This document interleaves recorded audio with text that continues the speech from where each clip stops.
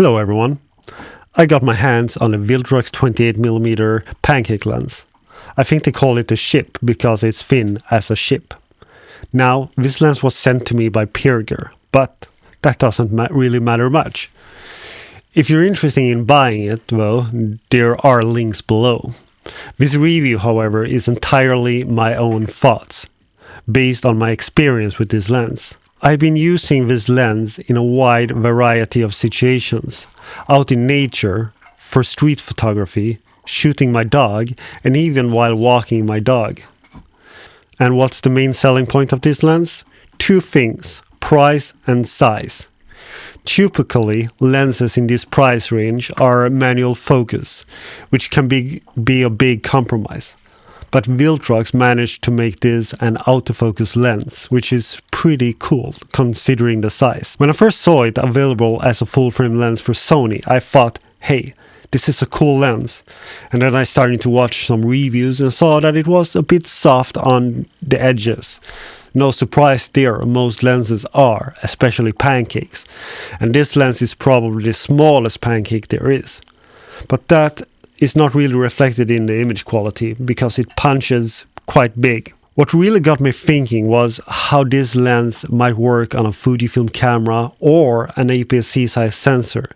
In terms of full frame, it provides a field of view of 42mm. That's a field of view that resonates very well with me.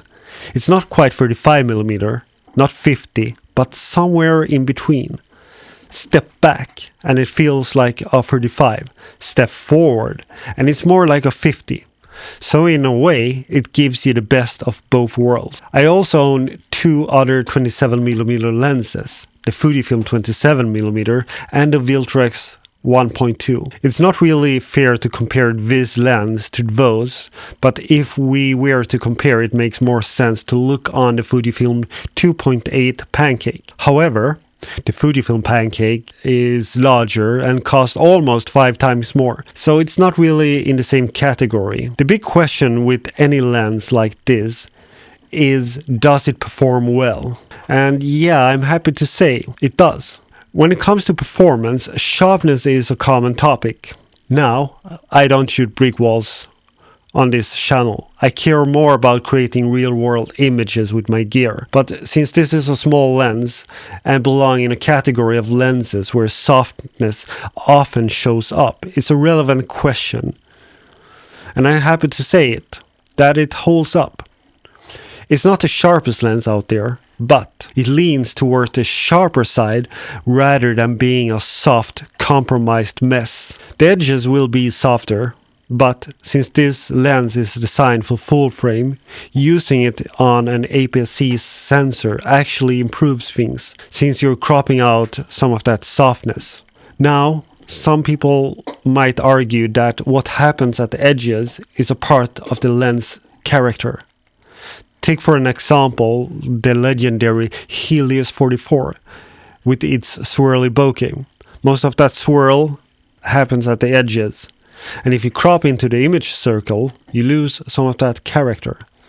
But in this case, I think that crop doesn't compromise any of the character. I've used this lens in a lot of different scenarios, but it really shines in street photography and everyday shooting.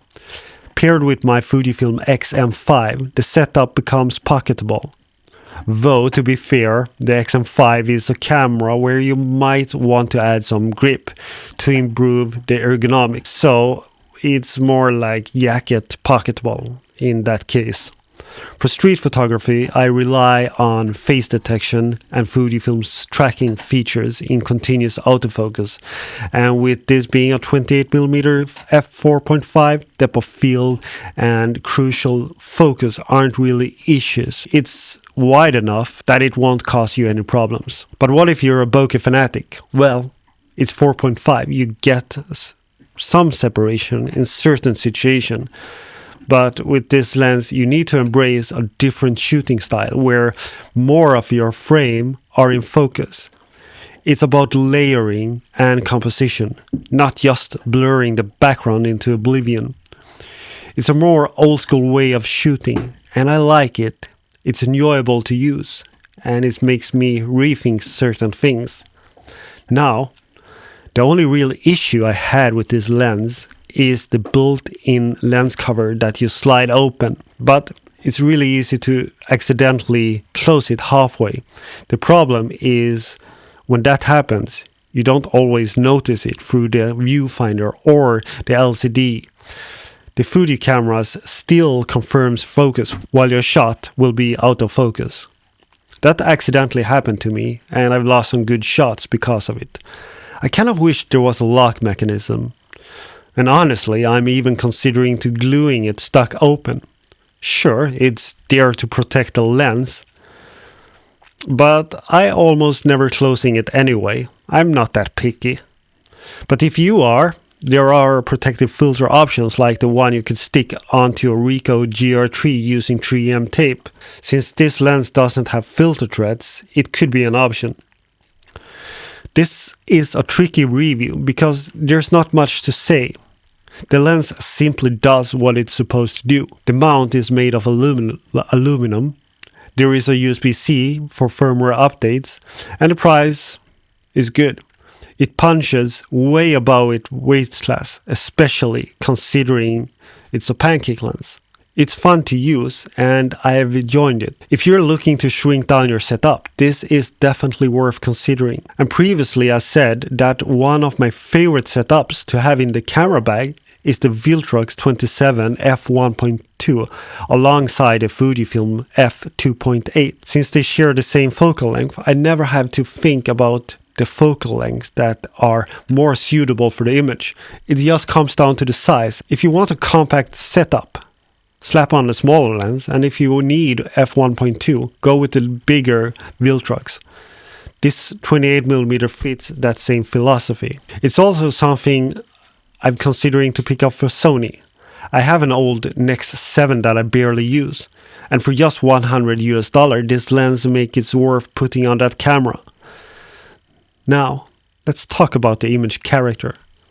It's pretty neutral, as 28mm lenses usually is. And this one delivers neutral images, no major quirks, but that's not a bad thing. It does exactly what it's supposed to do. I even tested it in low light situation. Of course, at f4.5 it's not a low light monster, but that's expected. It can be used, however, if there are other external light sources around you. Remember, back in the days, we used film that often capped out at ISO 800, and we still managed to shoot in dark city environments. And besides that, there's nothing to adjust on the lens itself. No focus ring, no aperture control. It's fully autofocus, and that's fine. I never really liked focusing manually with focus-by-wire lenses anyway. If you want a manual lens, just use one with a proper tactile feeling. So, at the end of the day, this lens does what it set out to do and provide a good shooting experience. And that's all you need to know. So, I would say keep creating amazing pancakes with your lenses. And if you have any questions regarding the best recipes for pancakes, drop those questions in the comments below. Thanks for watching. Have a wonderful day and enjoy eating pancakes.